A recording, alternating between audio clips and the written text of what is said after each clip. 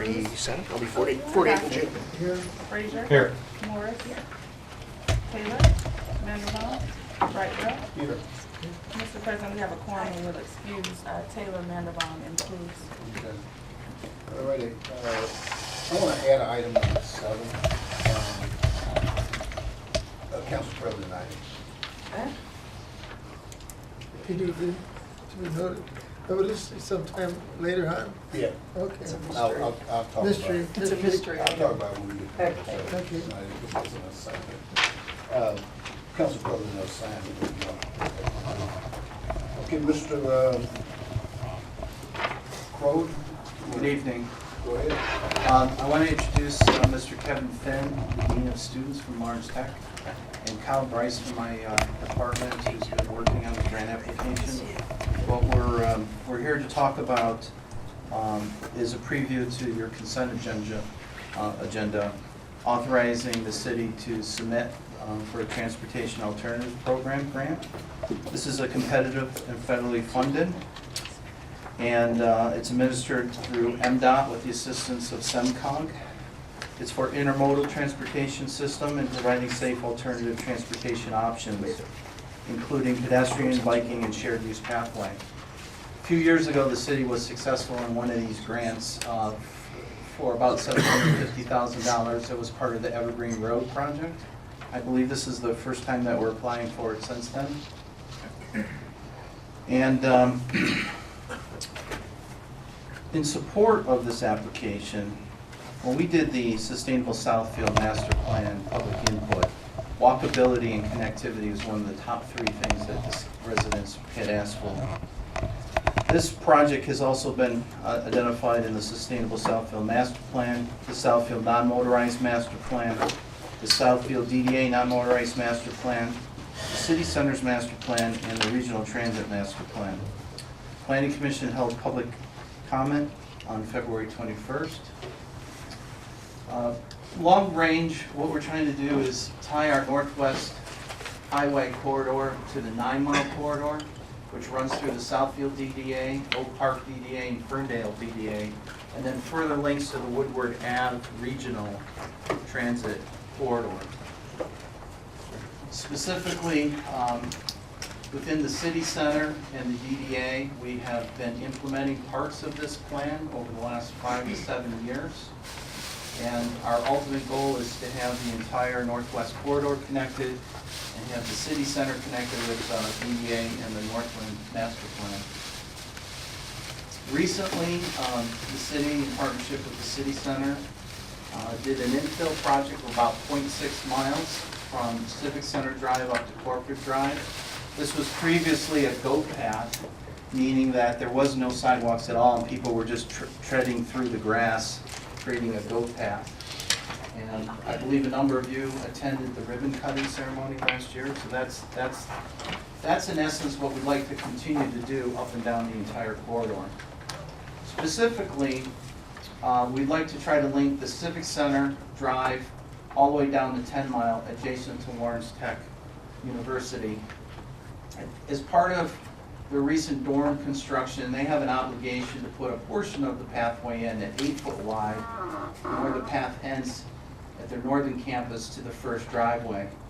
What we're trying to do is leverage our funding, the university's funding, and try to get 60 cents on the dollar and build the whole project at once by applying for the TAP grant. So the city center has committed approximately $150,000 over 3 fiscal years. Lawrence Tech has pledged $150,000 to $175,000 towards the construction cost and has pledged to reimburse the city for all the design, engineering, contract management, contract administration. This is the timeline that we're here tonight to get authorizations to submit the grant application. The application is due on March 7th. Sometime at the end of April, the application will go to the review committee, and then a tentative funding decision date will be late summer, early fall. If we are awarded the project, it will have to come back to the council and you'll have to accept it at that time, and then we'll We'll shore up our memorandum of understanding with the university as far as who's paying what and what the obligations are long-term. These are some sections of the proposed pathway. The pathway also includes a boardwalk and a bridge across Evans Creek, and that was previewed to you earlier in the month when Lawrence Tech came and talked to you about their long-term expansion of their sports facilities. When we get into the actual design engineering, if there's a way to extend the culvert and the shoulder and not have to spend so much money on a bridge and a boardwalk, we'll go for that option. But this has to be permitted through the MDEQ because it's a tributary of the Rouge River. So we'll need to get their permits and their sign off at anything that we do. So the ultimate connection would go all the way down to 10 Mile, but it also will provide an entrance to the new sports facility. And as they had stated earlier in the month, their end goal is to create a 4,000-seat permanent stadium for many of their sports, including lacrosse, soccer, and football. Also to have a venue for their convocation and commencement ceremonies. And this also will be a venue to host other high school and college sporting events throughout the year, which will help bring people into the community. The breakdown of the cost is roughly $750,000 for construction, of which $303,000 is being pledged towards the match, or about 40%. Excuse me. Engineering costs are roughly $190,000, or roughly 25% of the total budget. And then the city center would layer on some additional non-participatory funding for benches and pedestrian signage and landscaping that we've done and others. The total project is close to $1 million. So we need to, get authorized today in order to submit for March, and then we're talking almost 2 to 3 years before we're actually going to be constructing and completing this project. With that quick overview, I'm going to ask Mr. Finn to come up here, and him and I will try to answer any questions that the council may have. Mr. Fakasi? Yeah. Terry, in front of the golf, on this side of the street, on this side of Evergreen Road, we went 10 feet because of they maybe have bikes or people, pedestrian walks. Yes. But on this side, we're gonna have 8 foot? No, it would be 10. Oh, What I it think you would, mentioned 8 I foot. did mention that they had an obligation to construct part of this at 8 foot wide, Okay. only for 900 some feet. We're gonna leverage that money and build a 10 foot wide, multi-use, they call them shared use pathway for biking and walking. And instead of just doing one small piece of it, we're gonna try to do the entire stretch all the way down to 10 Mile. And so their money plus what the city center has allocated should be able to leverage the entire project being built. They'll have extra people walking to the football field also. Right. It's in their best interest Could be crowded. for their viability, Okay. but it also, we see it as a huge benefit for all the businesses and residents as we continue to develop this corridor. We're getting to the point where we'll have 4.5 miles of pathway up and down Northwestern. And ultimately, our goal is to make the linkage to the Northland Master Plan with their greenway and walkway. But after adding up the dollars, that 0.6 of a mile, the money adds up pretty quickly when you're spending it out of your own pocket. And again, anytime we have a chance to leverage, the way the city center is approaching this is we're getting 8.5 cents, 7 to 8.5 cents on the dollar. The university is likewise gaining, and overall we're getting 60 cents on the dollar with teaming up together. Mr. Frazier? Yeah, a couple of questions. In the write-up, it said that Lawrence Tech was committed to the maintenance of the walkway, snow plowing, or snow removal, sweeping, and Right. what about the rest of it? It's Whose responsibility is it going to be to keep the path clean in the wintertime especially? Well, the routine maintenance, which includes snow removal, will be the universities. But because we're the fiduciary and it'll be built in the right of way, the city will be retaining the long-term maintenance of the path and the bridge. We have to conduct, I think, every couple year inspections on the bridge if the bridge is built. And if there's long-term improvements, it would be the city's ultimate responsibility, but I'm sure there'd be a partnership. I'll let you speak to the maintenance and your staff and your consultants. With the maintenance, and we'll be providing a large support from Dr. Monco, our president.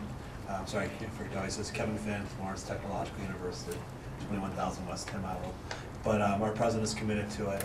We see it just, it aligns with our goals at the field, but also aligns with our goals of developing a traditional campus where we find students want to be able to commute around campus and around town, so it works well with us. So for us, our students are going to have the expectation that it will be maintained by us, because we're going to see it as our campus still. So, and if you could maybe speak to, and I'll just give round numbers, when this dorm is completed in August of this year, they'll have over 1,000 students living on campus. That's correct. More kids are less inclined to bring their own cars on campus, and more biking. Now, and that's why we even have a bike garage in our new housing. I want to say 40% of our students are bringing bikes right now, and less are bringing cars. Less are even having licenses, which is just weird to me, but it's not bad. But our biggest issue right now is we don't have enough bike racks on campus, so we know that it'll be used. And you want to talk about your bike-friendly university certification? And we did receive a bike-friendly certification. We have an alum who, Mr. Darga, who's been giving us money to continue the efforts, so this coincides with that. For our university, it is one of those little prestigious things you can say to students who are selecting you, because it is things they look at from campus that are bike-friendly. Ours is that now, and so this continues on our efforts with that as well. And if I could just remind the council that as part of our broader road network, Northwestern Highway northbound from Evergreen up to Losser is going to be completely redone this year and put on the road diet. The city center has contributed $50,000 to do the gap infill on the sidewalk. So the Kirby, Coney Island, we negotiated an easement, there'll be all sidewalks there. Then up by Maccabees and Donners is 2 more infill gaps, and then that will be completely pedestrian connected. And by having the pedestrian improvements at the Kirby Island, that will allow us to actually properly bridge the pedestrian gap between the university and that corner, because they'll meet the proper standards for ADA. So that's a small project that's taking place now, and with the other improvements that we've done in front of Beaumont Center and Durer, that was all completely done with sidewalks. Then the last gap will be between Eaton Court up to Losser. That'll be a project a few more years down the line, but this is the most critical for a town and gown relationship. It's the most critical for the university, and it's strategically placed that everybody will benefit from it. At the Kirby Coney Island, where it appears that you negotiated to put a sidewalk in, they had a street light there that the pole rusted off and the street light fell down. They just took it away, and there's no street light there anymore. I don't know if that's DTE's using that easement. If you put a sidewalk over the top of it, are they going to take a chunk out of it if they want to replace it? Well, that's probably a better question for the engineer. And I know there's some light poles that the city owns and some that DTE owns, because it took me about 8 months to negotiate moving one light pole 15 feet for this pathway. And I know that when we were negotiating the easement, we were working around a couple of those light poles. But that's a better question for OHM and the city engineer. Okay. Back to my question about the maintenance of the path. Lawrence Tech is going to take care of the area adjacent to Lawrence Tech, I presume, but not the whole 4.5 miles that you're talking about. When we get all done, who's going to do the rest of it? Well, traditionally, the way the ordinance writes, that the adjacent property owner has a responsibility for routine maintenance. That includes snow removal. I understand that, but there are businesses that are so far away that we're going to run into the same situation that we're running into with residential, where they have no access, or there's no benefit to the business to have that sidewalk there, because the business is 100 yards away or 200 yards away from the sidewalk. So none of their clients will ever walk on that. And you're saying that they're still responsible for, because if we're gonna make this work, it has to be clean. I totally agree with you. Yeah. And all I can say is that in the bigger perspective, that we've had 100% support as we kept renewing the city center's SAD. Mhm. We've expanded that, we've increased funding, and our main focus is on capital improvements and getting the system set. We spent about a third of our budget on maintenance of some of the common areas, the landscaping, the banners. At some point, there's gonna be probably a partnership that needs to be done. But at this point, the adjacent property owners, at least for our new stuff, have stepped up and started taking care of that for us. It's an issue that we need to not ignore. Mhm. Yeah, I think someone needs to go on and at least talk to the property manager or somebody to let them know that, we're putting this in and their responsibility is to take care of it. So at least they're aware of it. Sure. And at least the example on the latest part is we only had to deal with 2 property owners. Yeah. And because we negotiated an easement, that was part and parcel. Okay. Identifying the maintenance responsibilities. We have one property owner here. The one on Lasser is possibly 3 property owners. So that just makes it a lot easier to negotiate and discuss. Okay, and the last question I have is probably something that has already been negotiated. If the city center portion, their $150,000, comes over a 3-year period, but we're gonna build the project in 1 year, who funds the 2/3 that, The good news is the city center area has 50,000 in this fiscal year. okay? And July 1, another 50 triggers. So we'll only have 100,000 before we even go out to bid. Okay, And by the time this thing gets constructed, we'll have the third Okay. portion. The other good thing is, unlike, I think, the DNR, where the city puts the money up front and gets reimbursed, Mhm. this project, MDOT pays and then gets reimbursed from the matching. A certain amount gets put up in an escrow, and then after that, it's a pay as you go. okay. And so Lawrence Tech rightly so is concerned about the gap in financing and the timing of this. But it's likely, the earliest it would start is 2/19, but it's really fiscal year 19-20. Okay, And then this likely could be a 2-year construction project. That's all we have, going into the grant application. Okay. We're gonna have to firm that up at the time we accept it. okay, And that's part of where the memorandum of understanding and agreement, but we wanted the letters of support. I got a resolution of support from the city center so that the council would feel comfortable that at least the majority of this has been thought through. At the end of the day, ultimately, the city's gonna be responsible for the project, and then it's about funneling the money back to the city. okay, And I think it's a good deal. okay. All right. Don't sell out We the do have, closing. yeah. Okay, Chair, Yes. one final question. This is just probably what you said. Why would this take 2 years to build? I mean, maybe that's not within your, Well, knowledge. It seems like it's just, a- I'm saying that the way we possibly were staging this, if construction began, like late 2019, Right. so the fall of 19, that could literally bridge over to 220 Right. before they close out.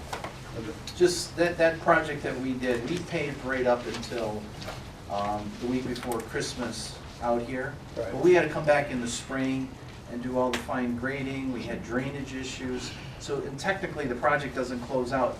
I know Evergreen Road is a 3-year, we're just finishing the close-up and the punch items. Sure. So when I say a 2-year period, it might not be physically, literally 2 years, but it'll be spread over two seasons, which then helps our fiscal year. Okay, no problem. I was just saying. It's possible it could be all done at once, but knowing the way the steps at MDOT and the letting and the bidding and the award, that bridge could take 6 months to fabricate. Okay, all right. All right, I think this will move on, if everybody's in agreement, this will move on to the consent agenda. All right, Did you want anything else? Item number B. All right, thank you. Are they gonna put a composite bridge in? What's that? Are they gonna put a composite bridge in? I mean, they built that, they invented it. Yeah, I wanna say- I don't know, it's possible. I can tell you this, the bridges are very expensive, 2/3 of the cost is just spanning. And it has to be designed for a light-duty truck, Mhm, and it's gotta be 14 feet wide. mhm. So it's not, if it was, in theory, if it was a pure pedestrian bridge, we wouldn't have to go to the standard. But it's gotta be able to handle, I think, minimum public safety vehicle or something. Which we'll have obviously like for players that are removed from the field for an injury. Oh, sure. So it is possible that the composite could be worked in there, but knowing MDOT, everything, if it's not certified right away, that could delay the whole project, is getting them to approve something that's not standard design. But Okay. we can look at it. All right, this is step one, right? So, Step all right, one. we move on to item D. Thank you, Kevin. Thank you, Terry.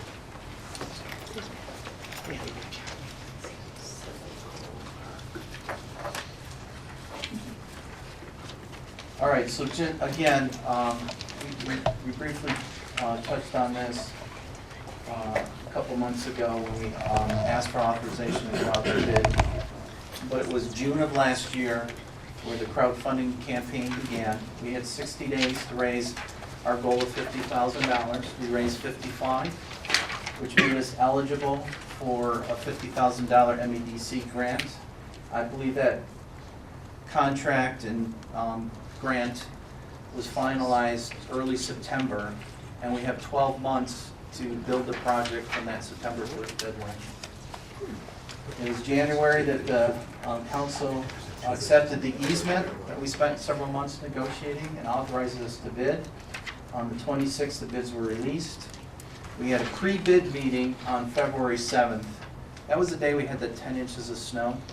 We had 4 contractors show up, 2 of which took over 2 hours to get here because of the weather. We had the bid opening on the 15th. 1 bid was received on time and met our requirements. 1 bid was received but did not meet the requirements. So 2 out of the 4 that showed up bid. The bid has been vetted. The contractor happens to be the same contractor that built the pathway. And the unit pricing was, it was bid as a unit price project because we did not know what this thing was gonna ultimately cost, and we bid the entire project out with all the alternates to see if we could get a good bid. And if you recall, this is the concept. And phase 1, as the way we bid it, we can build about 50% of the total project under phase 1. That's about 47 poles plus all the other stuff in between. And that will be about 140 linear feet. And then the poles, there's about six poles on a diagonal, which will give it some three-dimensional quality to it. So we are recommending that we authorize entering into a contract with WCI contractors for an amount not to exceed $200,000 with a 10% contingency. So we had raised $105,000 plus or minus. There was an administrative fee about $2,500. That event center that's being built immediately adjacent to it has pledged $9,000 out of their ARP fund towards this. And the city center had pledged $100,000 towards this project. And we're making up the shortfall of $8,000 in the contingency by moving some line items around.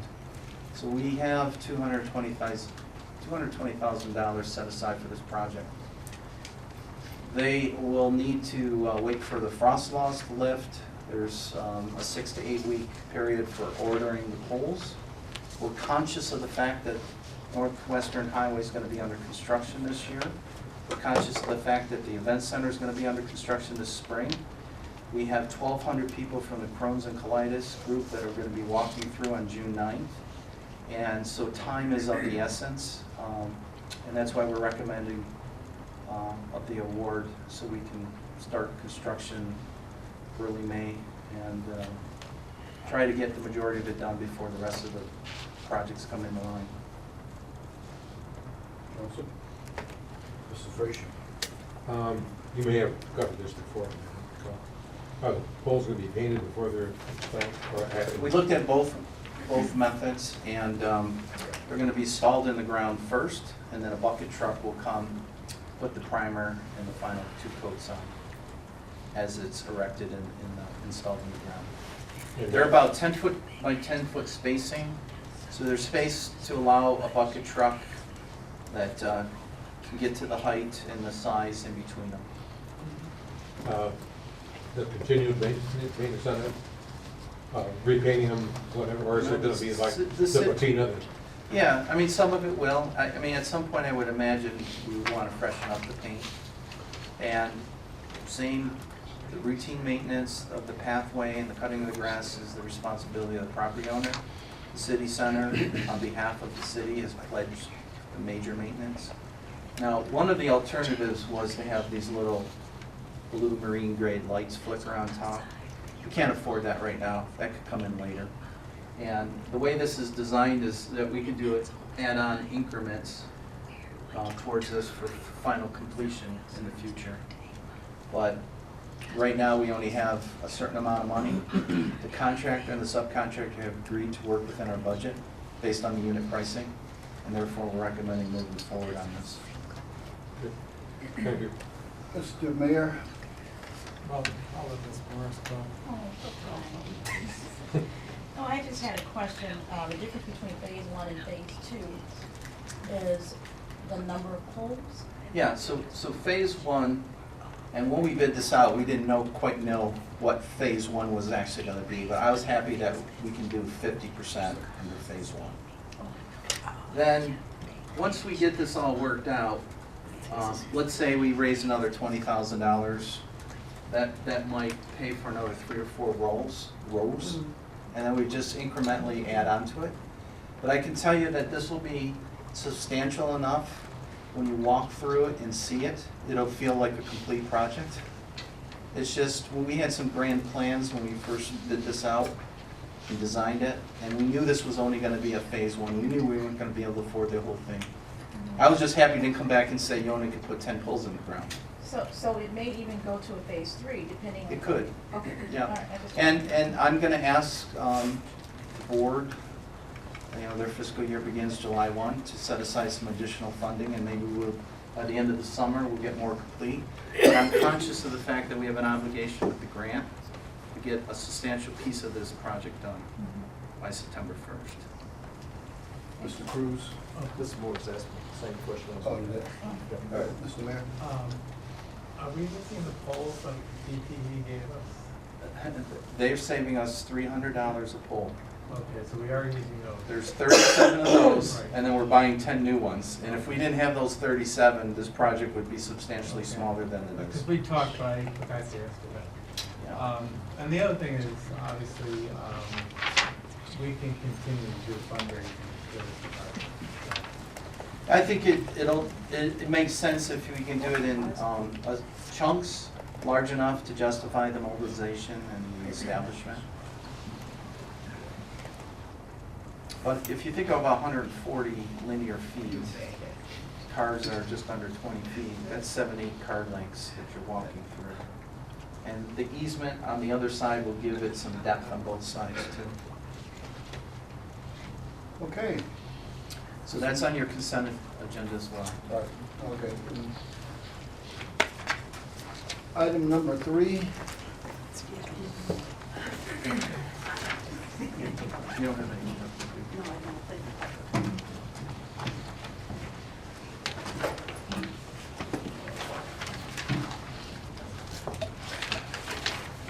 Good evening, Council. Good evening. I am here on behalf of Park Services, requesting your permission to purchase 2 vehicles. It's under 2017-18 budget. We will be purchasing these, if approved, through the Oakland County Cooperative Program. Both of these vehicles have been vetted and assessed by Public Works, both for safety, repair, and its useful life. These vehicles, 923 and 937, one used for Civic Center area, this property. We use it for on-site irrigation, de-icing, a lot of the snow work. 937, the state truck, a larger vehicle is used for, we share that with facilities, but we use that for transportation of tables, chairs, setups for our special events, tents, all that good stuff. So both of those vehicles come to a total of $70,000. This will be purchased through the equipment revolving account, and we are seeking approval tonight from you. Council? Ms. Frazier? Yeah, does the money that you're asking for, the $70,055, does that include painting and the decals that go on the trucks, or is that in addition to? It includes that. It includes that, okay. Okay. All right, seeing no other questions, let's be on the consent agenda. Okay, thank you very much. Item number 4. I was waiting for this. It really was. I had Right some on. really good Excavator. Yes, sir. I thought there might be a question on exactly what this is. If you have some pictures. This is really a special purpose piece of equipment. The bucket capacity is similar to a skid steer, but what makes this very handy is this can reach down 13.5 feet. It's really the key tool for maintaining easements, especially ditches, as far as widening, deepening, just maintaining them. The old piece of equipment is 12 years old. Parts are getting obsolete, and it's just plain wearing out.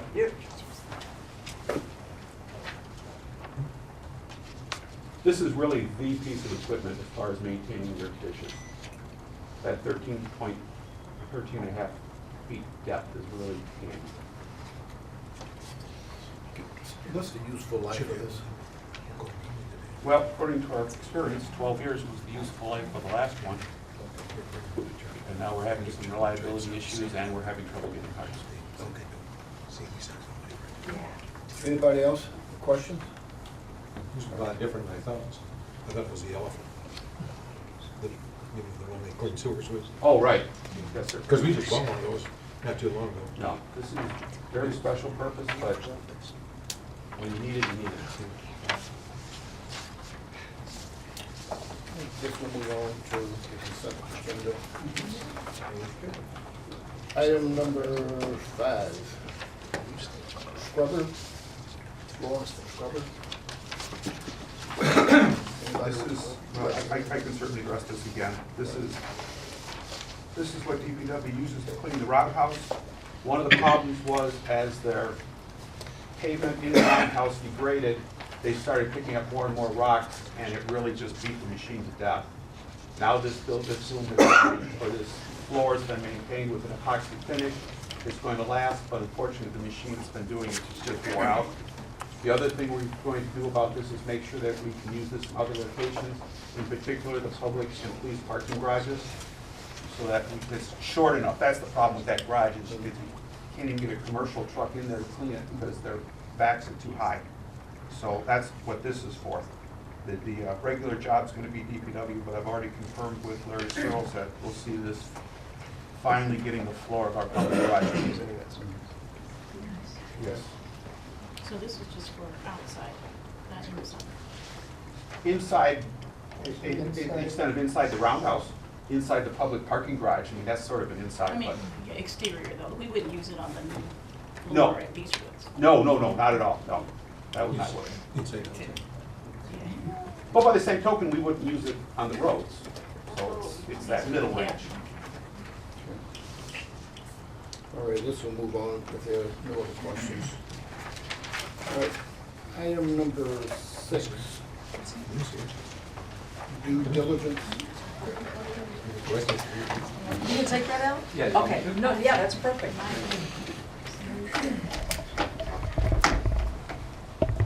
Good evening. The next item for council is a consideration for an exclusive due diligence agreement with Edward Rose and Sons at the former Northland Mall. By way of background, Edward Rose and Sons is a residential developer that has built approximately 85,000 homes throughout the country. They also have approximately 60,000 residential units across 15 states. They're interested in going into an agreement with the city for a 90-day due diligence on approximately 30 acres of property on the north side of the former Northland Mall. Their due diligence would include, but not be limited to, investigating demographic market analysis, developing pro forma, and other relevant information. The arrangement would be a non-binding agreement and would not require a financial exchange between the city or Edward Rose. At the conclusion of the 90-day due diligence, the city and Edward Rose would get together and review the work product that was concluded at the end of the 90 days.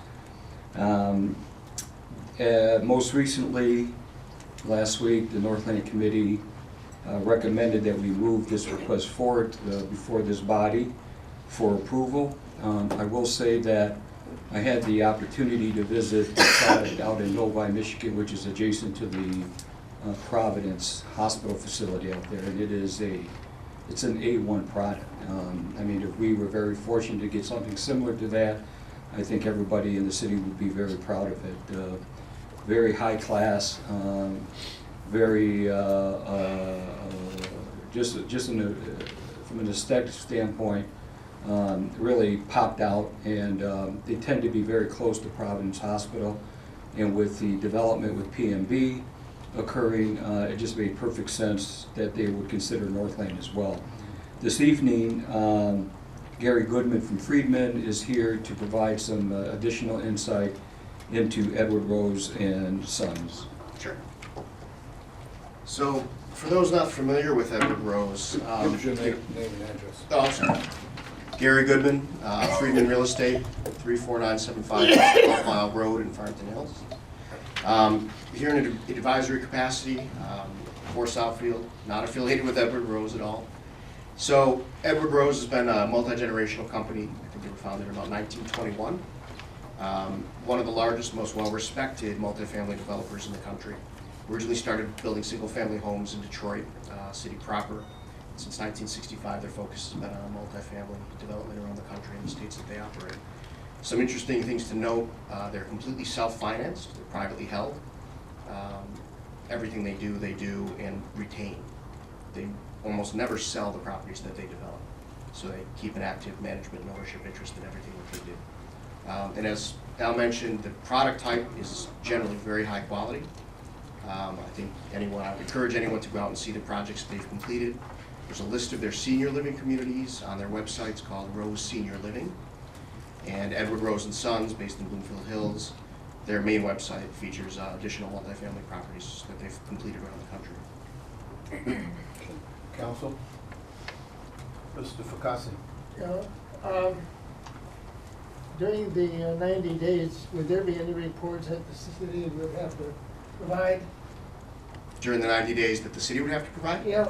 No, not initially. Well, any information that we have, so if we have any, Yeah, what I'm saying is asking for reports that we don't have. yes, yeah, if we have environmental and so forth, just like we did with PMB, it's Right. roughly the same Yeah, structure. But it's the same information. You don't have to provide Right. anything additional. Secondly, are there any easements that are on that property?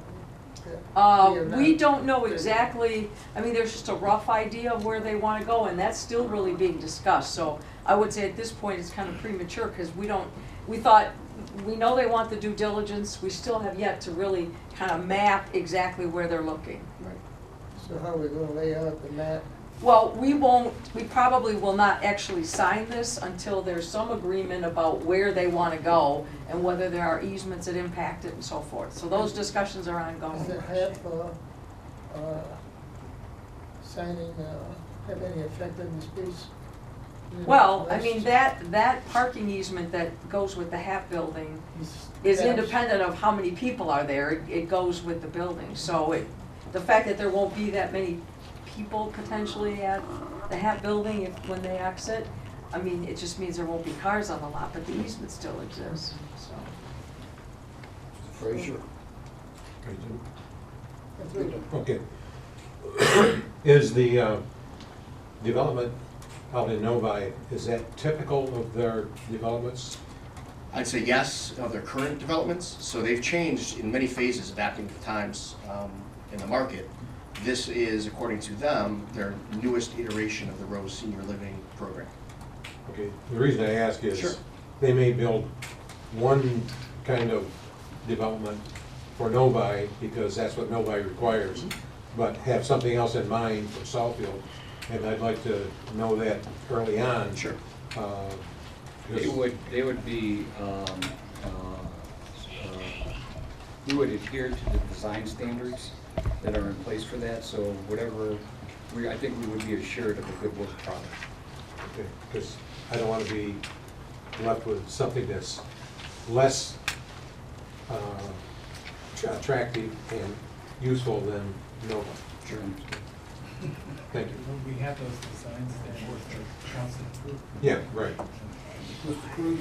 Okay, so I think I kind of got some of this already, so just wanted to make sure I understood the northern part of it right there, so that's what we're talking about, bringing up towards cap property, I saw that. Right through that area, yes. And it is specifically senior living that you're looking to do, or just that's one option? I think it's a combination of senior living and maybe some market rate living. So I think all of that will be, as we go through due diligence and understand the market, that will all be finalized at some point. And another question, and that's partly because I was absent for a good part of it last year, but we seemed that we had done a due diligence with a medical company or firm back then, and I kind of had the ideal impression that it was in that same sector of the land. Is that incorrect?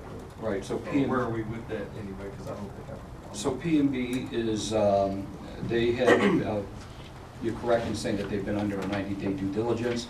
They are almost complete with their due diligence period. I believe it ends like the first part of March.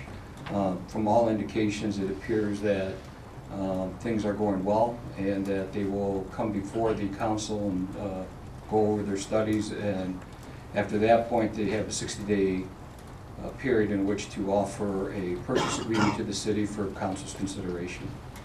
how many acres was that? 30. They were looking at 30 as well. Right. Mr. Mayor? Just, glad you weren't able to attend because you had class, but last week at Providence, they had the town hall, and that meeting, they again repeated their desire for housing because they're a teaching hospital, which is something they've said all along. You remember that coming up on the various North End committee meetings, so. That's what I was asking, was it senior only? Yeah. And they want, they see a combination. What that mean last week? I expected them to be handing out shovels the way they were talking. I mean, they were seemed to be that excited about it. It's a good sign, for sure. Okay, we'll, if no other questions, we'll move on to consent agenda. Thank you. Thank you. Okay, thank you. I have an item that I added, this the council president item.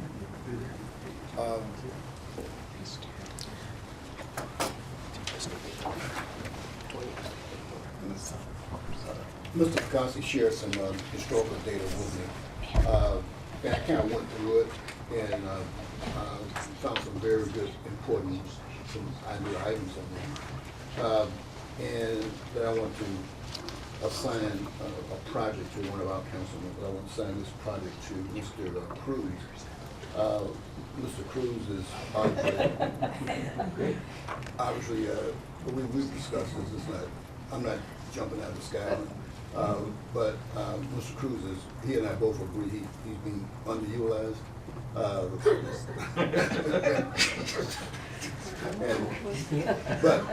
there was not getting off into all of it, but we did, when I made council assignments the early part of the year, I was not fully aware of what Mr. Cruz is, so I made assignments based on that. The item that I ran across in the literature is that we deal with boards and commissions. And I would like to have, between now and October, a board, at least every meeting, come in and tell us a regular meeting of all boards and commissions to ensure the continuity of goals and objectives which parallel the policies and goals of the city council. So when these boards and commissions were set up, they were to be functioning in a certain way. So, and this is another way of educating the council members also on what the various boards are doing. Mr. Cruz will spearhead that and arrange for those a presentation of about 10 minutes to the council on what they are doing and what constitutes that particular board in our commission. He will work with Mr. Mandelbaum as far as getting the data, but Mr. Cruz will spearhead this project. And he has agreed to do that, and if there's no other questions or comments from council. Good luck. We tried. He still has the bruises. Yeah, I tried that. I almost got run out of town. But, you know, one of the things I learned when I was, one of the things I learned when I was president of the PTA, we had a parenting group, consultant come in and talk to the parent. And so I arranged for this parenting group. And one of the things that the consultant said, keep your skeletons in your closet. Do not tell your child you were bad in math. Do not tell your child you were bad in English. So Mr. Cruz, he knows nothing now. Everything is a clean slate. Just go get it, and so yeah, really. So if there's no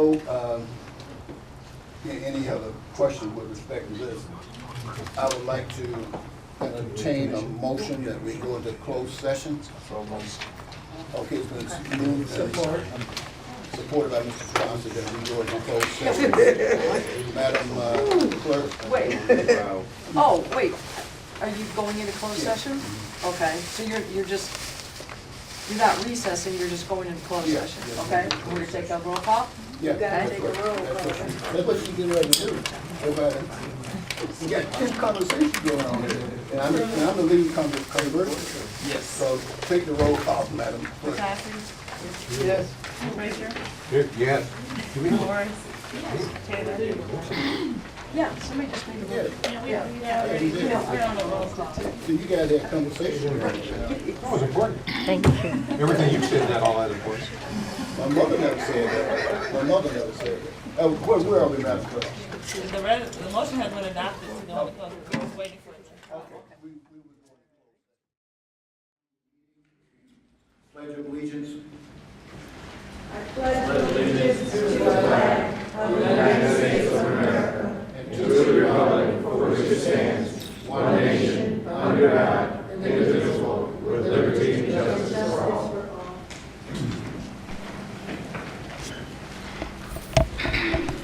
Here we have one presentation.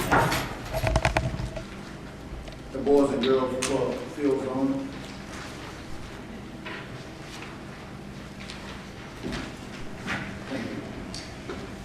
Good evening, my name is Brett Slater. I'm the CEO of Boys and Girls Clubs of Oakland and Macomb Counties, and I'm here, of course, with Ms. Neighbors and Council. We're honored to be able to be here tonight.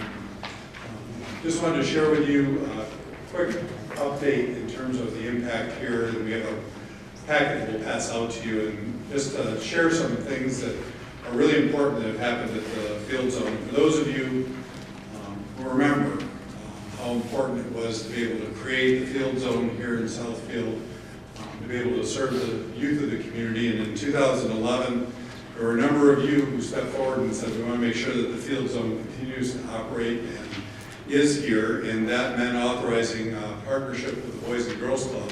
So now we have the Boys and Girls Club Field Zone that's been here since 2007, operating as a Boys and Girls Club. And many of you may know that we had promised a number of things in that partnership with the Boys and Girls Club. We would want to make sure that our kids graduated from high school, that our kids had a safe place to go after school, that they would learn skills that would last them a lifetime. And a number of programs that the Boys and Girls Club has includes the Youth of the Year program. And I remember meeting with Miss Neighbors and the board of the field zone and talking about there will be a day And it might take a decade, but there will be a day where there'll be a youth who grows up through the Boys and Girls Club experience that will be able to participate in the National Youth of the Year program. Well, we were wrong. That happened a lot faster than a decade. And in just a year, a little bit more than a year ago, Laura Allen, who was named the Midwest Youth of the Year, was in the Oval Office with President Obama being welcomed and representing this incredible city and really the fruit of this partnership that has been something that has been incredible and actually a model for the country. Laura is at Bowling Green State University. She is on an incredible scholarship through that Youth of the Year program. And on top of that, she was hired by Boys and Girls Clubs of America. She travels across the country, sharing her story about what happens in a Boys and Girls Club. And she reminds everyone about the partnership with Chrysler, where she was matched with the 18 women, the highest ranking execs at Chrysler. She showed up that day with floral jeans and a pink fleece jacket. And she jokes about that, and she says that experience, that partnership with the women at Chrysler, was what helped her turn around her grade point average that was hovering around 1.5 to being able to be on the honor roll, and then now doing what she's doing at Bowling Green State University. I just want to thank you. The report that is in front of you details the impact here. I think one of the things that is important is that the partnership that you've created through the Boys and Girls Club in the Field Zone has a real value for the residents. One of the things that happened after that partnership was established was that we lowered the annual fee to be able to be a member of the Boys and Girls Club to match what happens at our facilities in Ferndale and Royal Oak and Washington Township to $50 a year. And that allowed every kid who wanted to be able to, and those who needed any scholarship, to be able to come and participate. That's a value as a city that you are providing to the residents here. There are 400, as I stated in front of you today, 426 members who filled out an application for this year who participate in the Field Zone programs. It's a powerful testimony, and on top of that, I just want to share this with you. I know how important the investment has been. The University of Michigan did a study of our programs here in Michigan with Boys and Girls Clubs. For every dollar that is invested in the Boys and Girls Club, this is from, I'm a Spartan, but this is from the University of Michigan, $12.64 is delivered to the local community in terms of value. So I want to thank all of you for your leadership, your continued support. I just got done having a day like I enjoy here down in the basement at the Field Zone, listening to kids come in and connect with staff who care about them. You have one of the most incredible staff members who leads this organization standing next to me. She was on the board, and she is the unit director who serves as the lead for the Field Zone here, and last year was named as our Professional of the Year in our organization. So I know I've talked far too long, but I really want to give Ms. Neighbors an opportunity to share something.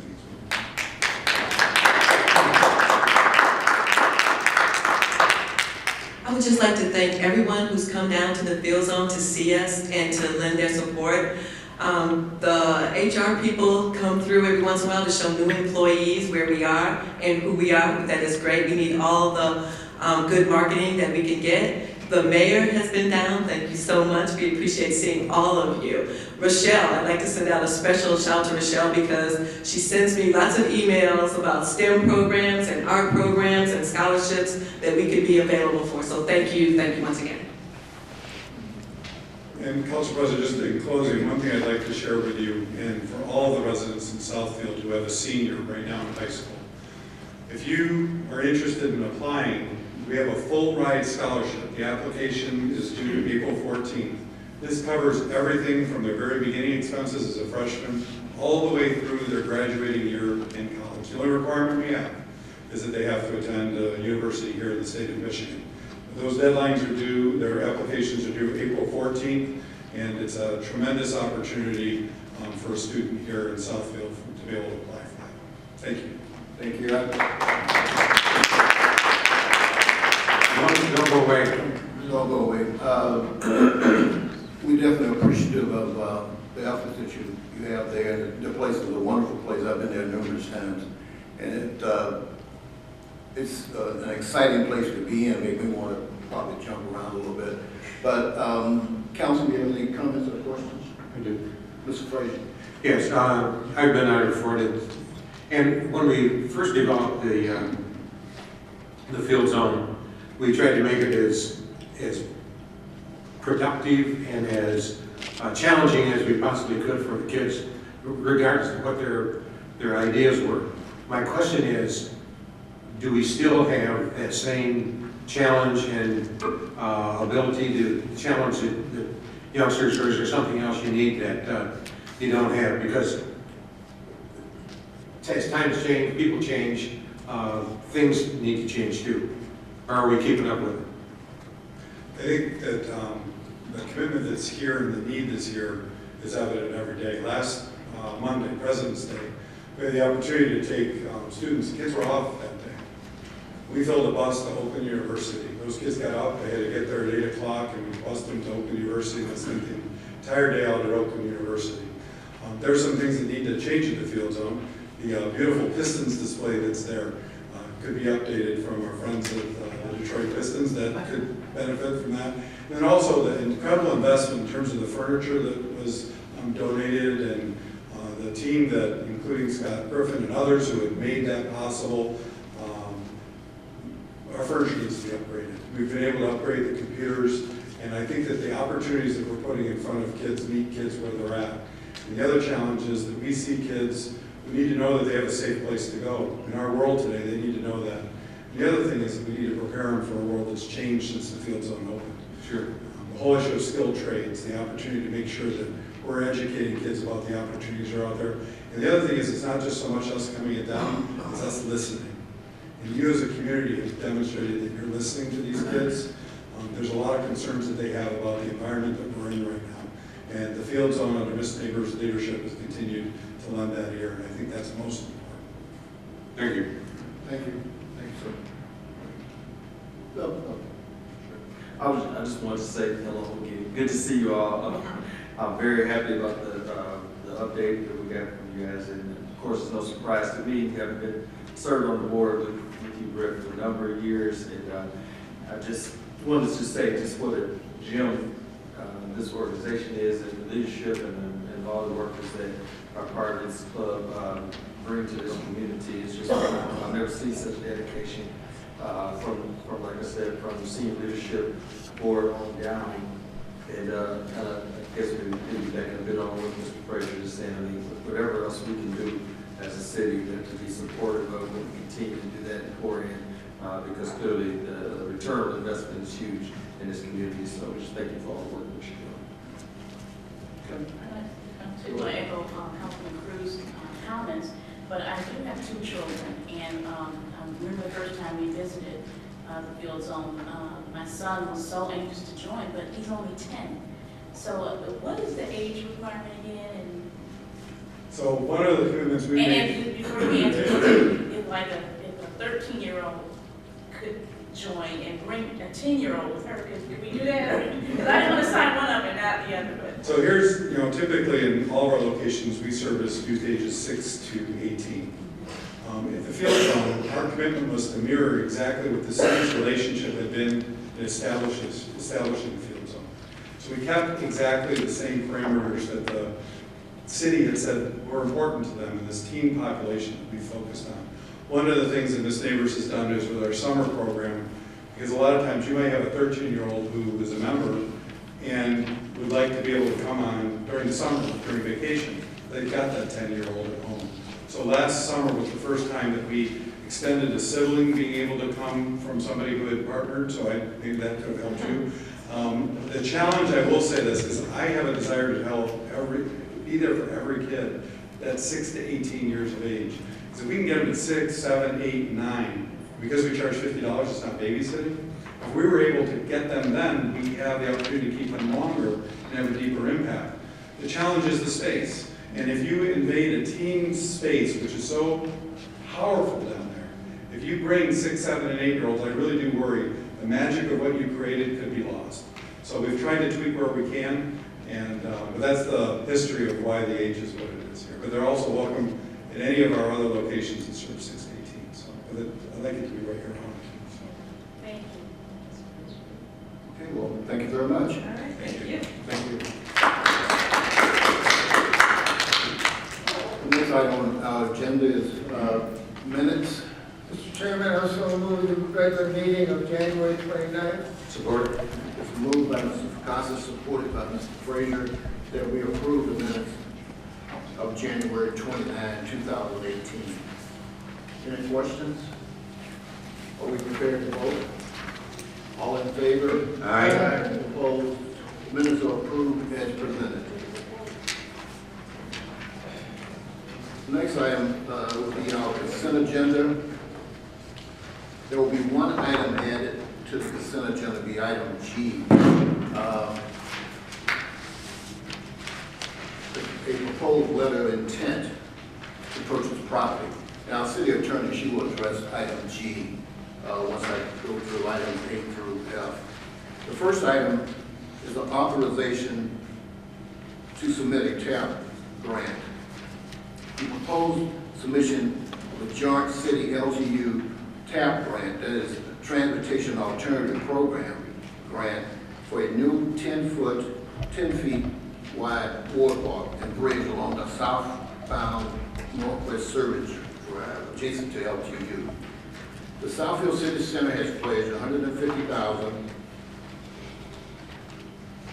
over the fiscal year, over the 3 fiscal years as part of the required match, and the LGU has pledged an additional $150,000 to $175,000 toward the match. And plus, LGU will reimburse the city of Southfield for engineering, design, construction, authorization, administration, and contract administration as required by MDOT. Consent agenda item B, authorization to purchase truck for park services operation. The Parks and Recreation Department is seeking permission to purchase 2 trucks as authorized in the 2017-2018 budget.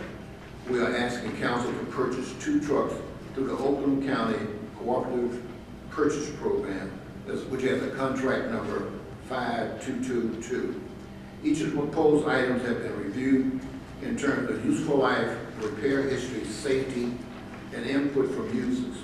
The motor pool has assessed vehicle number 923. The main frame structure is rusted, compromised, and not worthy of repurposing. Vehicle number 937, the brake system needs major restoration, including the replacement of all brake lines, hydro boost unit, and possible power steering pump, which is a component of the brake system. The fiscal impact of this will be the requested equipment purchase totals $70,055.00. Funding for this item is provided in the Parks and Recreation Equipment Revolving Fund. Consent agenda item C, authorization to purchase replacement excavator for the Street and Highway Department. The council gave authorization in the 2017-2018 budget to purchase an excavator for the Street and Highway Department.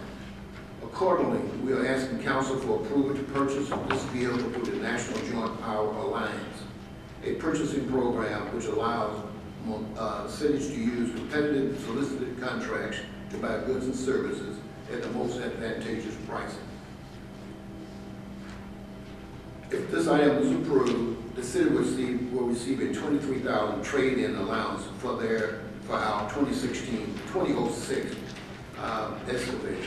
The cost of the 2018 item is $265,625.68, minus a trade-in allowance of $23,000, which brings the total cost to $242,625.68.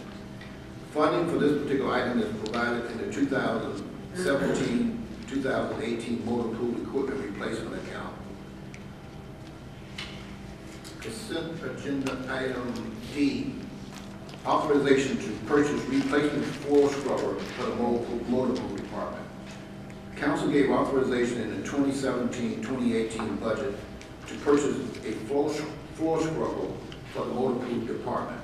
The new piece of equipment will replace a 2009 Clark floor scrubber, which has been reviewed in terms of structure and dependability and repair history. Other factors considered in the purchase recommendation include a high number of operating hours and obsolete part.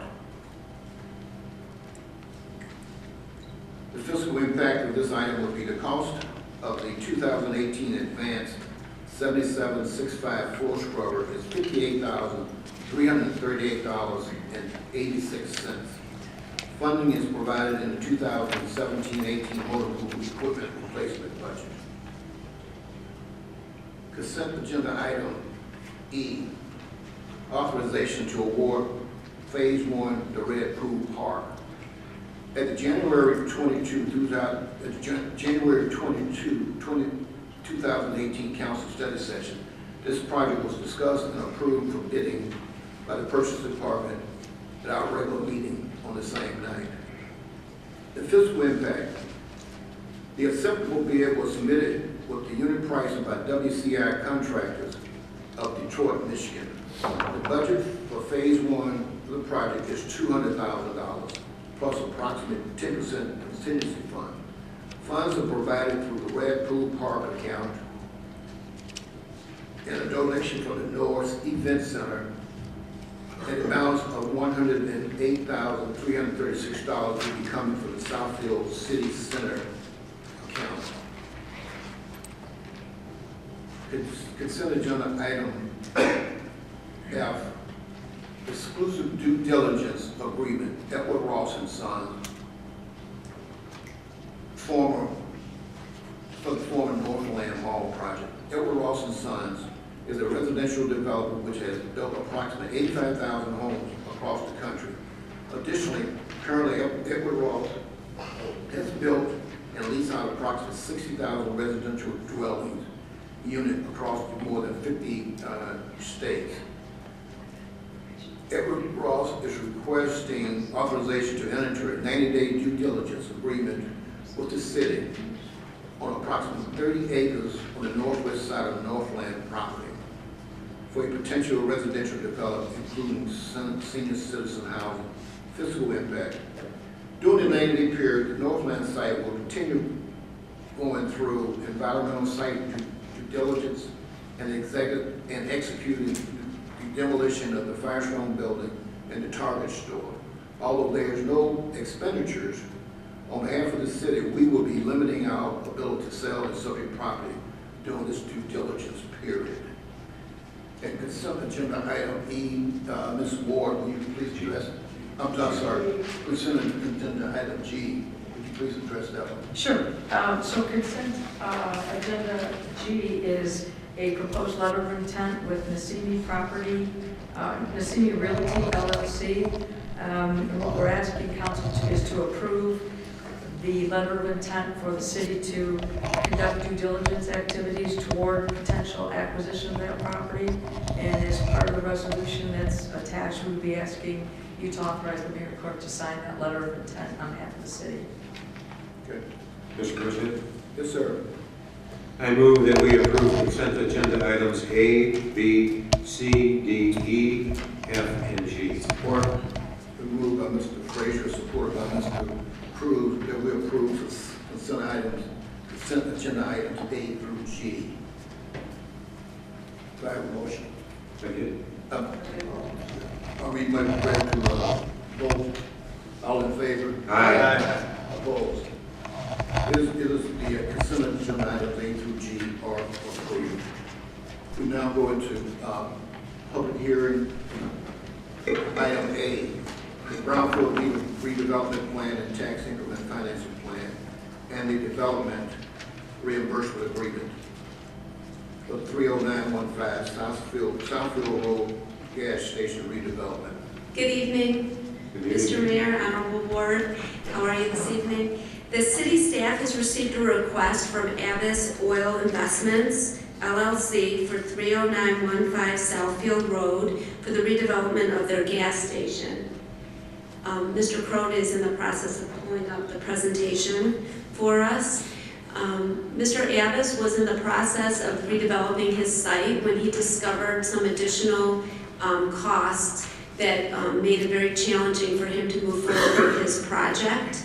So he came to the Brownfield Authority and requested assistance. At our February 7th meeting, we approved his request, and they brought it, suggested that it come to City Council. So as soon as we get the PowerPoint presentation up, Elizabeth from PM Environmental will run through that presentation, and then we would ask for a public hearing. And then upon completion of that, approval of the attached resolution. It's on the screen. I don't know what's going on with the projector.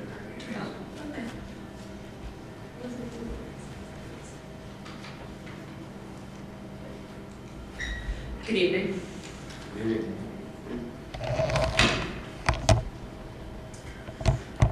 So Ashton. Ma'am, your name and address, please. Elizabeth Mastering, PM Environmental, 4080 West 11 Mile Road, Berkeley, Michigan. So as Shelley had mentioned, the property that we are discussing is 3915 Southfield Road. It's located at the southwest corner of 13 Mile Road and Southfield Road, right at the gateway to the city with Beverly Hills directly to the north. The property has been developed with various gas station and service stations since the 1950s. What's presented above is a photo of the former gas station located at the property. The developer owner, Sam, is a longtime business partner with the city. He's been in the city for over 20 years at this site. He's looking to do a complete overhaul of the project, including the demolition of the former C-store for the construction of a much larger building totaling almost 4,000 square feet. Looking to put, at this point, around $2 million plus in private investment, a decent portion of that being strictly equity investment from his end. From a lot of discussions with Sam, a lot of this is a passion project for him. He's found that his relationship with the city thus far has been nothing but positive, and he's hoping that on completion it will create 17 full-time equivalent jobs and 15 construction jobs, and is committed to making an effort to make sure that those hires for those positions are local residents of Southfield. Separate from the Brownfield request I plan to go over, Sam has donated a smart bus shelter located just outside the gas station in efforts to help his patrons that visit the gas station in the neighborhood on a daily basis. He's committed to upkeep of the property. If any of you had visited are very familiar with how meticulous he is with cleaning, and has granted the right-of-way access to the city for efforts to expand improvements along those right-of-ways. So the project to date, Sam has been the operator of the property since 1994, with actual ownership since 2004. This project was actually before you in 2015 for Planning Commission approval and City Council approval, initially granted at the beginning of 2016. We've hit several roadblocks along the project, and that's delayed it. Asked for renewal to begin that work January of 2017. Initial demolition had begun last summer, at which point we stepped into the picture as the environmental consultant when a release was discovered at the site. It entailed a significant amount of costs that weren't initially budgeted for, and kind of what has prompted us to be here before you this evening. The project is slated to be completed later this year, assuming all goes according to plan. The Brownfield plan is a request for around $350,000 worth of eligible activities that span activities in demolition, asbestos abatement, infrastructure improvements, a significant portion which is dedicated to improving sidewalk right-of-ways, curbs and gutters, and landscaping in the public right-of-way, as well as site preparation for the site during construction. Currently, the taxable value for 2018 is slated to be around $106,000. Upon post-development, the taxable value is anticipated to be around $450,000. This is only a request for capture a partial portion of the villages. So during the duration of the proposed Brownfield plan, it's estimated that $308,000 will be preserved for taxing units during the plan, and then around $375,000 in new taxes will be generated during the duration. This is a proposed site plan of the project, as well as rendering. And Sam, the property owner, is here to answer any questions if you might have any, and I'd be happy to as well.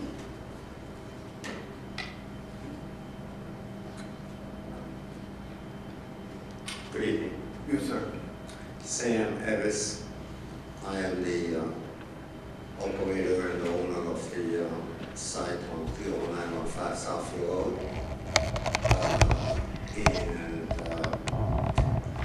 I'm here just to thank you for your consideration.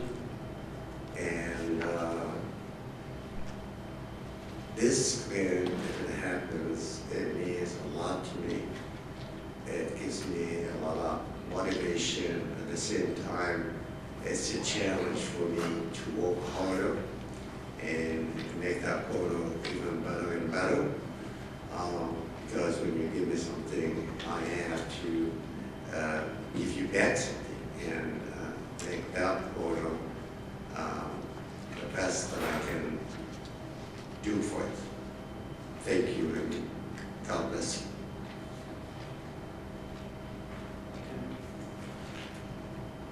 Yes, sir. You can be seated. I'm opening up the public hearing now. And you can be seated. It's a public hearing. Anyone wishing to speak, please come forward.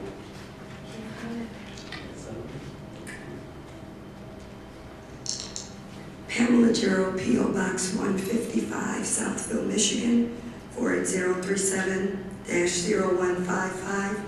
My telephone number is 248-346-0439. I'm in support of the Brownfield Development Plan and Tax Increment Financing Plan and Development Reimbursement Agreement, but I have some questions, and I'm not sure that I accurately heard Shelley or Mr. Abbas answer the question.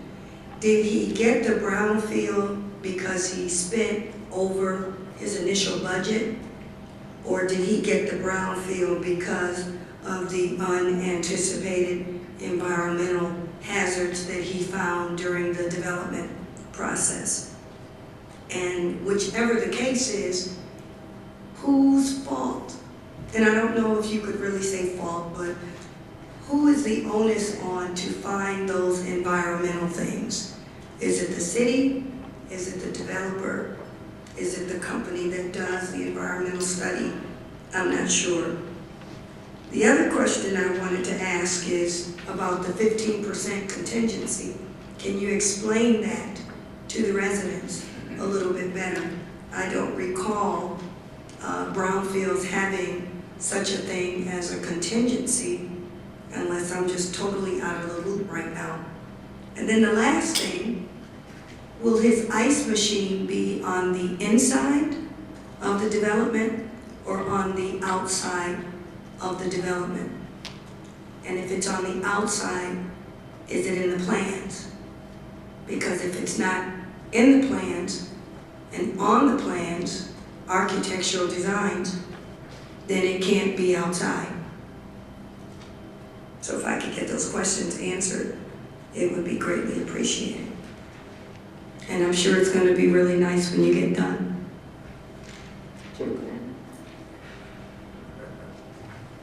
Anyone else wishing to speak on this particular item?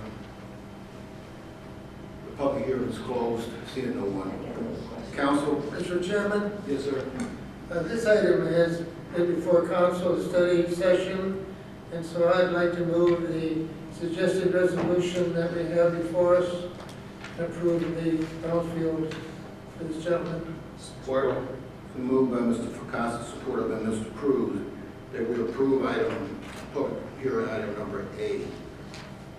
Any further discussion? Are we prepared to vote? Oh, Mr. Frazier. Yeah, I do have a comment. This gas station is right at the corner of Southfield Road and 13 Mile, and it's the first building that people see coming south on Southfield Road out of Beverly Hills into Southfield.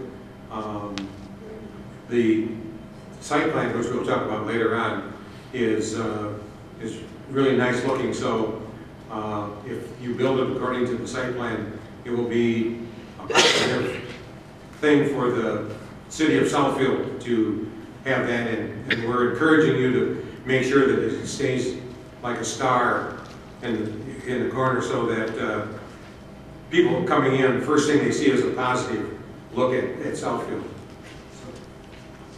Okay? It's been moved and supported. Are we prepared to vote? All in favor? Aye. Opposed? Public hearing item number 8 is approved. Thank you very much. I would like to just comment on a couple of things that Ms. Gerald had requested. We were approached by the petitioner after they started the work, when they discovered that there was additional issues that needed to be addressed. So they came to us, like most brownfield projects do, when they are in need of a gap to help fill the financing for their project. So that's how this project came before the city of Southfield. Thank you very much.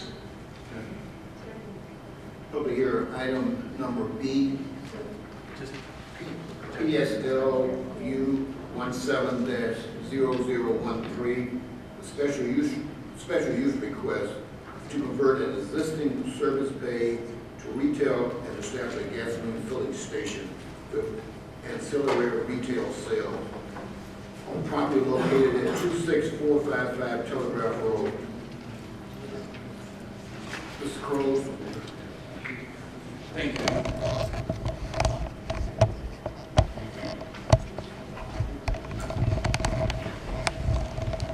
As you stated, the public hearing is actually dealing with the special use request of Najat Rivera to convert an existing vehicle service bay to retail use and establish a gasoline filling station with ancillary retail sales on property located at 26455 Telegraph Road.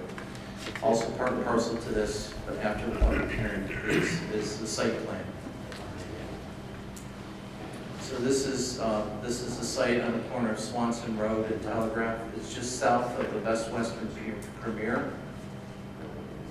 Existing conditions are on the site. It's currently zone B3. And that's in order for them to do the C-store with regard to the filling station, it does require special land use. I can go briefly through the site plan at this time, but you'll have to vote on those separately. Okay. And the site plan includes remodeling the building facade to convert the existing vehicle service bays to retail use, some landscaping upgrades, and some site circulation upgrades. Here is the proposed site plan. This was reviewed at your study session. I think the most significant impact will be the updating of the facade that faces Telegraph Road, and this image shows those changes converting the service space to the windows. Per Mr. Frazier, we did check on the architectural history of that. This was actually done by a former Snowcoat architect. It's not the significant architect that you thought. Mr.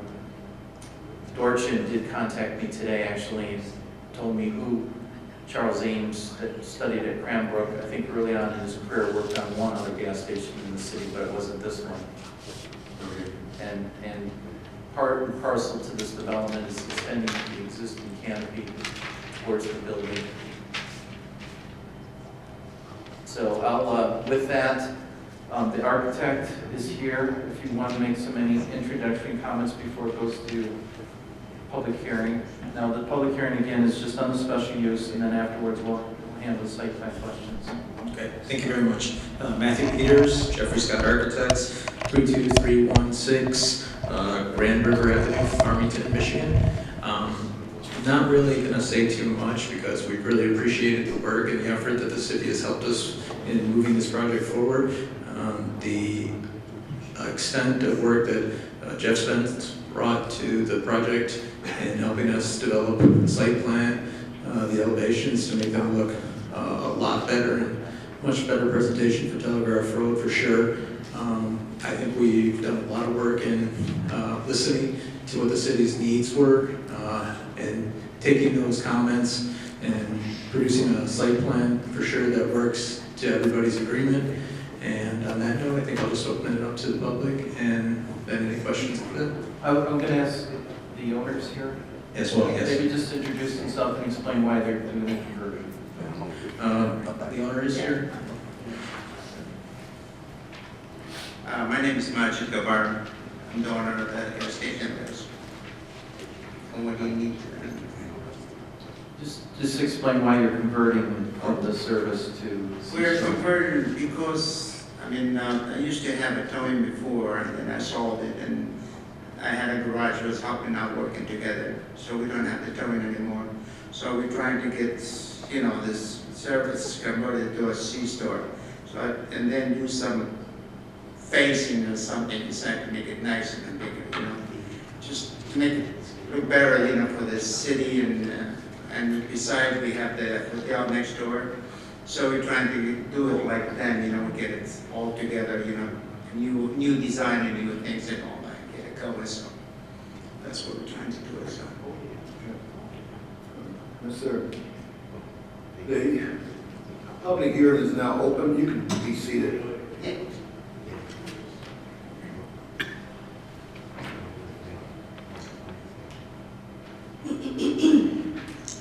Pamela Gerald, P.O. Box 155, Southfield, Michigan 48037-0155.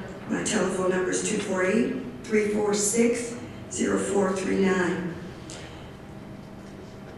I've been going to this gas station for a very long time, and I can remember when the gas was probably some of the cheapest gas in the city of Southfield. And it was always a crowded place. I'm in support of the special use request only because it seems like gas stations aren't making the money servicing cars when people are taking their cars to the dealership, and like he said, he doesn't have the towing anymore. So I would be in support of his special use request to convert the existing service bays into a retail portion for the store, for the gas station. Now I'm concerned about the fact that with the conversion, what about the oil and some of the underground things? Are we going to deal with those issues ahead of time? And since the previous owner was able to get a brownfield redevelopment plan, tax increment financing, are we going to offer it to this longtime gas station owner the same thing? So anytime there's something that requires environmental cleanup, wouldn't that allow them to qualify for a brownfield? So I hope you're going to be asking for a brownfield tax credit, because you should be able to get it. And I would also be in support of that. Thank you. Public hearing is still open. Anyone else wishing to speak on this item? Seeing no one, public hearing is closed. Mr. Chairman, Mr. Picasso. unless there's questions, I'd like to make a motion on this item. Support. It's been moved by Mr. Picasso, supported by Mr. Cruz. That would be PSLU 17-0013, should be the special use request. It was supported by Mr. Cruz.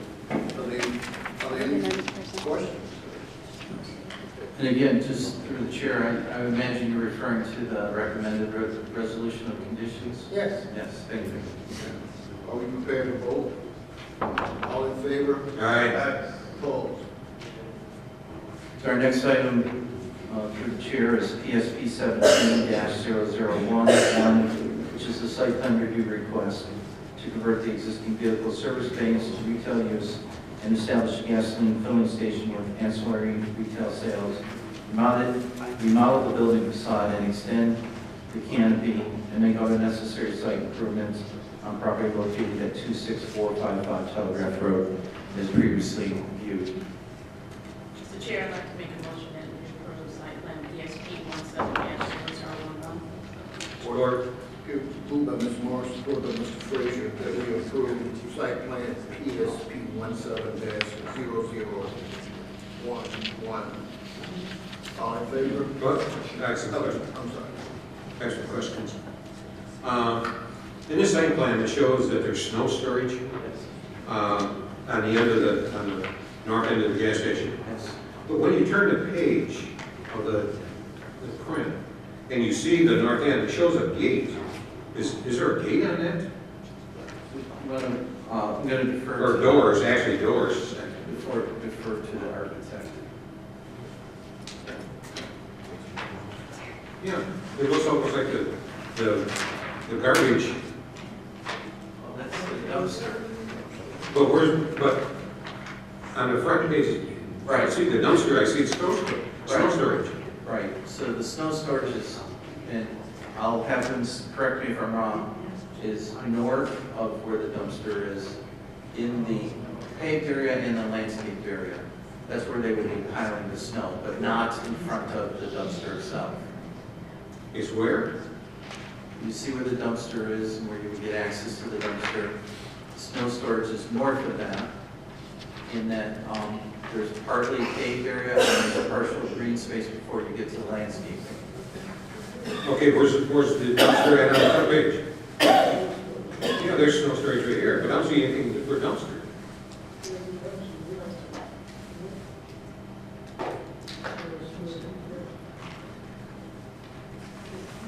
Want to jump in here? I'll try to make it as clear as I can. You see the little box with the X near the top there? Yeah. That's the dumpster, okay? And then there's an additional bit of pavement that he's pointing to right there where it says snow storage. So the snow will actually be stored just to the north of the dumpster. It won't impact in any way the operations to get to the dumpster. But how can you guarantee that if you have a heavy snow, so that when the trash hauler comes to pick up the dumpster, it won't have a lot of snow in front of it? That'll be for the owner and operator to make sure that he keeps it clear and available for that dumpster to be accessed.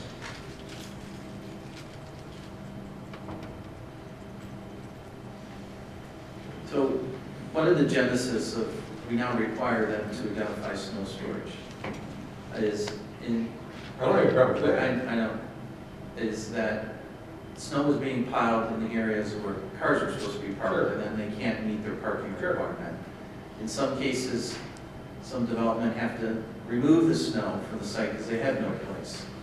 So they've identified now, is this going to handle the entire site of snow? No.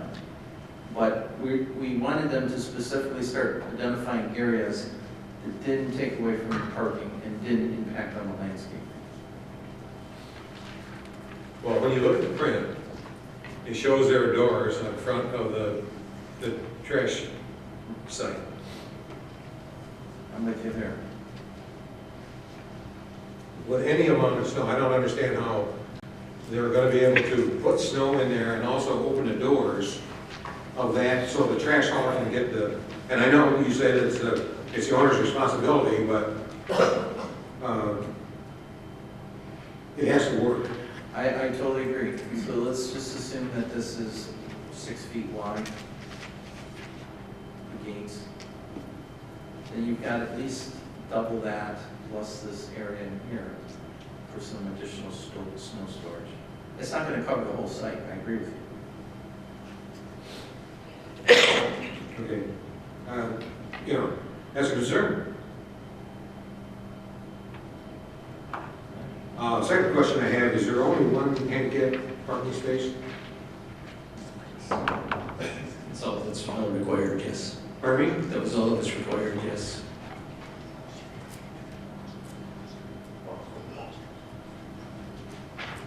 Okay.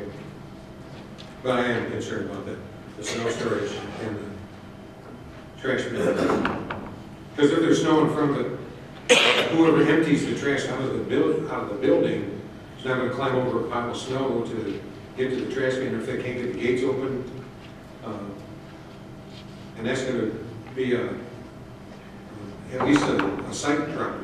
You can add that as an extra condition that if there's an issue, they'll have to remove the snow from the site. If that would satisfy you. Well, I just want to make it work. I agree. We It's gotta be approved a practical. lot of things in the summertime that look like they're going to work, but in the wintertime, it may not work or the Right, opposite. and that's, the whole purpose is trying to address that. Yeah. Other than that, I think it looks like a really nice development. So can we get the owner to come up and make a commitment that he'll make sure that that area is kept clean? Oh, yeah, of course, because that's the only way, as you said, for the garbage to go. Now I get the garbage there, so they have to come in and pick it up. So if it's not clear for them, then they're not gonna take it out. And then I'm gonna have pile of garbage. So that's what we do, we clear it up all the time. Make sure it's clear for them to come in and get whatever you want, and get it out. It's always, that's the way always we do it, that way, so. And you're going to have to make some kind of a deal with whoever plows your snow Yeah, to of make course, sure that they make don't sure. cover the. Make sure to go in and out, Yeah. Just like I'm doing right now, I got space there, I put it there, but, make sure they come in and then they get out, get the garbage, so nothing to deal with that, so. Okay, as long as that's done so that we don't have a mess with. Yeah, besides, I don't want to get pile of garbage, just stay there, if they don't Absolutely. pick it up, it's gonna be a mess there. And so, and we end up doing nothing there. Okay. It's like, what I mean? Currently, there's a temporary trailer that's been there for quite some time that's going to be removed. Planning Commission also had concern when originally a bike rack was stored in the same location that wasn't visible and accessible. Okay. I think you're right on. This is a tight site. Yeah. Otherwise, that looks good. Thank you. Okay? Any other discussion? Are we prepared to vote? All in favor? Aye. Opposed? Site plan PSP 17-0011 is approved. We will now go into public communications. Before we go to public communications, I want to speak about our protocol for public communications. Comments are limited to 3 minutes per individual. The city council will listen to all comments, but may not respond during the meeting. Comments may be referred to the city administrator to follow up. It is a matter of fairness. Speakers with complaints against individuals are asked not to mention persons by name. Complaints concerning employees should be brought to the attention of the city administrator before coming to council. Additional rules regarding public comments have been established by the city council and may be found on the city website under the city clerk's page. Your cooperation is appreciated. First person to be recognized is Ms. Pamela Gerald. My name and address is already on the record, and this is not a public hearing. I'm going to read a letter that was given to me by Council President Dan Brightwell, and it's dated for February 9th of 2018 to Ms. Pamela Gerald in reference to in-kind contribution to my 2015 campaign political organization.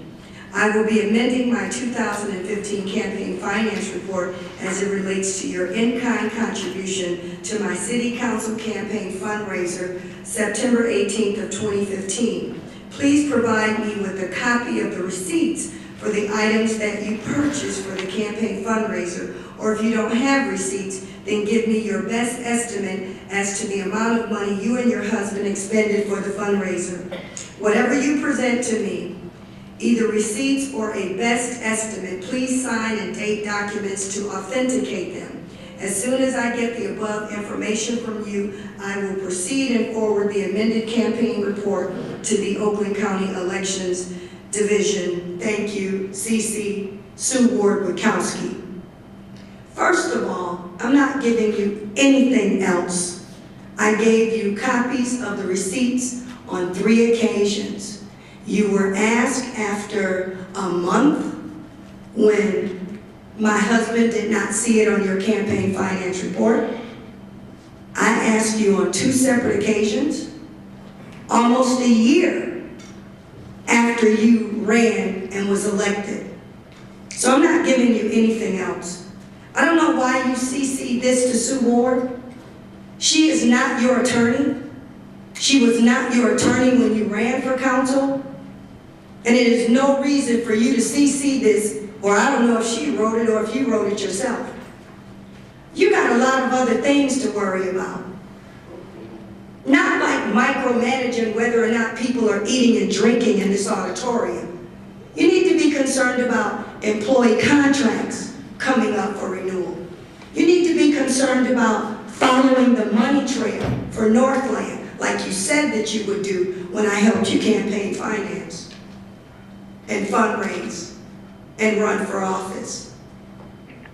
You're doing Cyber's agenda, and if you can't get your own agenda as council president with your colleagues, then I need to vote you down and say that I don't have confidence in your ability to be a president.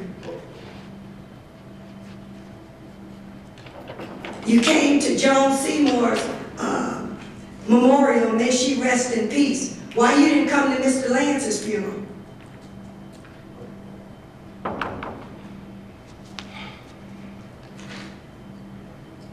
So I'm not giving you anything else.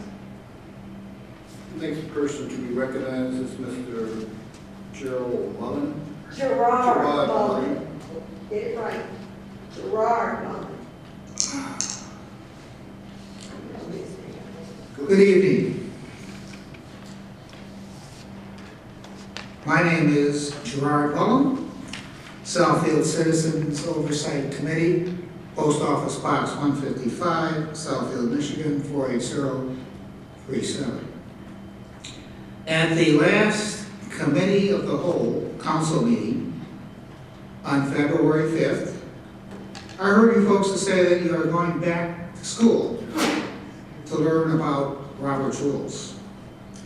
I can't be mad at you folks for wanting to improve yourselves and to improve these council meetings. But much more important than Robert's rules is the knowledge of the Open Meetings Act of 1976. You folks have pretty much ignored the Open Meetings Act for the last 40 years. And I'll give you an example that crosses over into Robert's rules. And that is, when must the minutes of the meeting be approved? According to the Open Meetings Act handbook published by the Michigan Attorney General, and I quote from page 15, at the board's next meeting, unquote. In other words, at the next council meeting. Well, for the last 40 years, this city has not done this. That is, approve each prior meeting's minutes at the following meeting.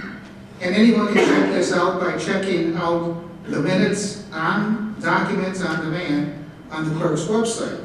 For example, on December 18, 2017 meeting, and on January 22nd, 2018 council meeting, council approved 5 sets of minutes at each meeting. 5 sets, not 1 set. Enough said. Thank you.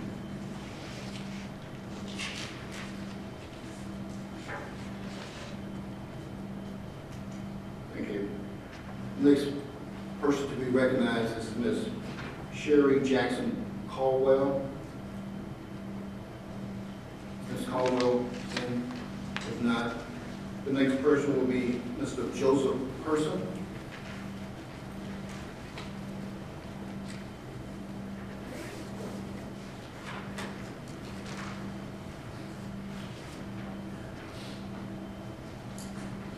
My name is Joseph Person. My post office box is 115 Southfield, Michigan 48035. First of all, I'd like to say thank you, Mayor, thank you, President, and definitely the First Lady of the city of Southfield, and distinguished lady of the People of the Year Chronicle newspaper, Ms. Sharika Hawkins. I'm a concerned Southfield resident, and with respect to the North land project, I have a three-part question to address to this council.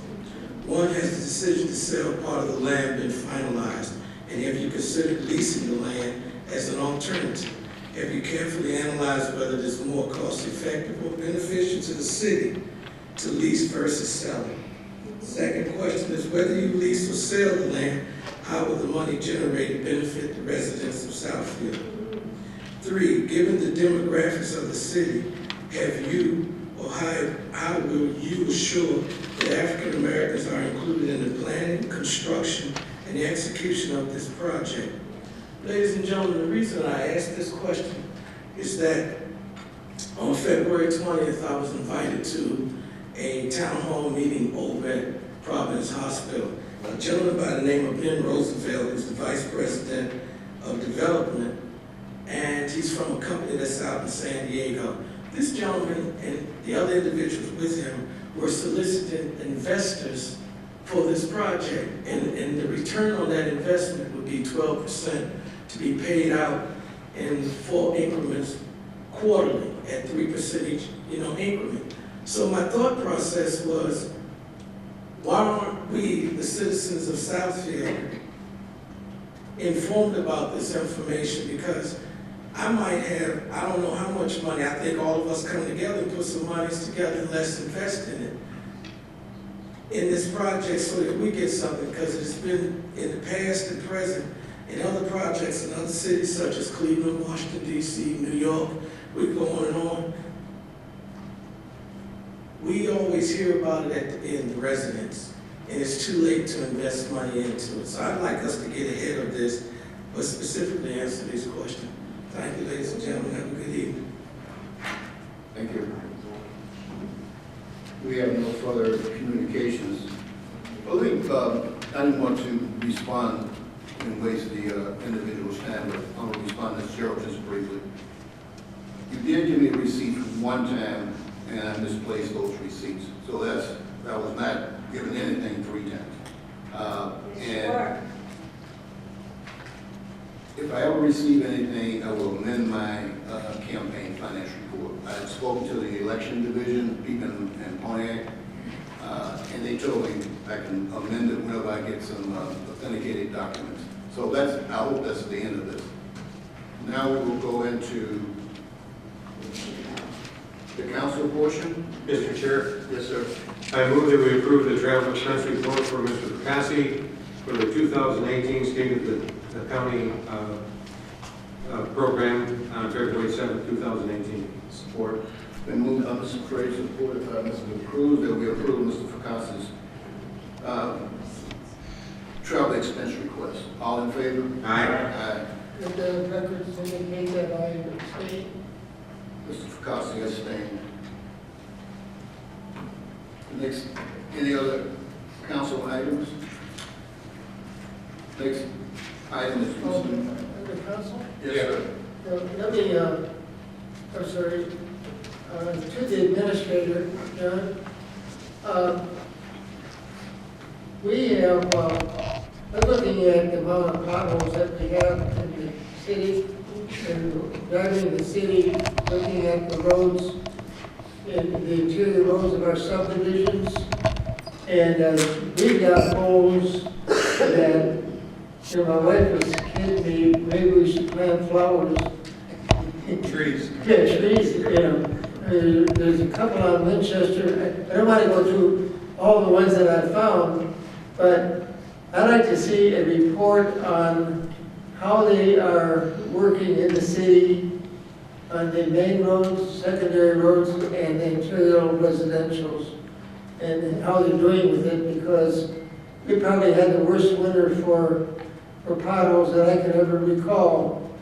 And in doing some studies on with the transportation, state transportation, I looked at it, and it's a real good report, and it shows the potholes and the depth of them, and what is necessary to get them repaired. A lot of these potholes have gone through the 3rd layer of the base. so that when they put the asphalt down, you know, they're just, in other words, there's asphalt, and there's 2 layers, 3 layers under that, and you'll see the diagram, when water goes down, you know, it seeps into the first bay, then the second, and then the third. We've got a lot of them, right down to the third, which means that they need total reconstruction. And I know that's not being done, and I don't know how in the world we'd even do it because of the amount of large holes we have. But I'd just like to see some kind of indication from Highway and administration how we're going to deal with the number of potholes that we have, and maybe we can go to individual contractors. We used to have crack and seal in the city, and about 5-6 years ago they stopped doing it, and that's why so much of this potholes are existing, because we haven't maintained our roads with the crack and seal, and the highway, state and county have not done any maintenance at all either. And I would just like to find out how we're going to deal with this massive problem. I will certainly contact you and tell you to follow up on that, sir. If we don't have this book, I don't see what's Thank you.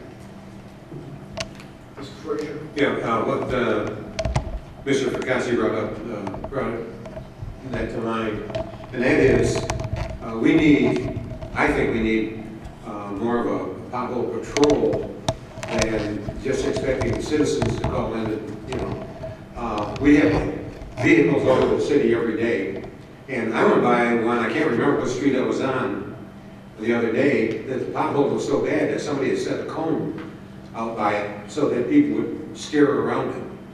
But we have our workers out going all over the city, and they really should be reporting back to the public works where they see potholes so that we can get on them. I hit one pothole, and you and I talked about that on 10 Mile, that I thought I had bent the rim on my tire. It was fortunately I didn't, but it was so hard. And I'm sure that there are any number of people in the city that have also experienced that same experience with other potholes. So we really do need to get on top of it. Through the chair, I do know that potholes are reported in that manner. Is your mic on? Yes, sir. I do know that potholes are reported in that manner, but I will reinforce that message. Thank you. Thank you. No more. Mr. Mayor? Well, I was going to bring up potholes because I've heard from lots of people over the last several days. We've obviously had a thaw, and we had a lot of rain. And with that, not only in Southfield, it's now potholes season. And I want people to know that after it stopped raining last week, we have had 3 crews out every single day filling potholes. However, you know, we have 246 miles of roads, and it takes quite a while to get around. I also would again remind everyone that in the past 3 years, excuse me, we've led Oakland County in the amount of road construction in the city. And we have spent about $97 million on road repairs, which is a lot of money, but it's not anywhere near enough for the size of the problem. This year, in speaking with our city engineer, we're on tap to spend $30 million, of which over $8 million is in grant money, and a number of projects are now on the books. But again, with the amount of road surface we have to maintain, it's going to be a process. And a suggestion I would make, and whether you just fix the potholes. But until the potholes are fixed, I would advise people to drive more slowly. Many times the damage to tires and rims is due to high speed when the tire hits the crater. I know that's not always possible, but given what the driving conditions are, I would suggest people go a little more slowly. At least that's what I'm doing. I have two other things that I'd like to share this evening. One, our Career Center, which is located down the street on Civic Center Drive at 21415 Civic Center Drive, is holding a starting a business workshop. This will be on March 6th from 9 a.m. to 11:30 a.m. Again, March 6th, 9 to 11:30 at the Career Center in the March building on the campus of March Tech. And this workshop is designed for individuals who are interested in starting their own business. And it will help inspiring entrepreneurs to access their abilities to lead and manage a company. Startup costs, financing options, and business planning are introduced along with the necessary steps of getting started. And again, our Career Center is funded through Michigan Works, and there are a whole number of options available at the Career Center, as well as employment and training opportunities. And the third and final thing I wanted to mention tonight is that our Commission on Senior Adults, which came before Council last month with a report of the various things that they're doing, as you know, they're working on making Southfield, doing a study on making Southfield an age-friendly community, using the guidelines of the American Association of Retired Persons. And so they kicked this off last May with a community conversation in the Southfield Pavilion. They followed it up in September with a community conversation that really talked about transportation, housing, communication, and some other things. So they will have another community conversation. And the reason for these community conversations is to get feedback from residents as they go through the process of making sure that we're certified as an age-friendly community. So if you have concerns, but you don't have to be an older adult to attend these community conversations, but the next conversation is March 1st, that's this Thursday, in the Southfield Pavilion from 5 to 7 p.m. And basically, these are listening sessions. The COSA group will have facilitators, and they record the feedback that they receive from not only senior adults, but Southfield residents who wish to attend.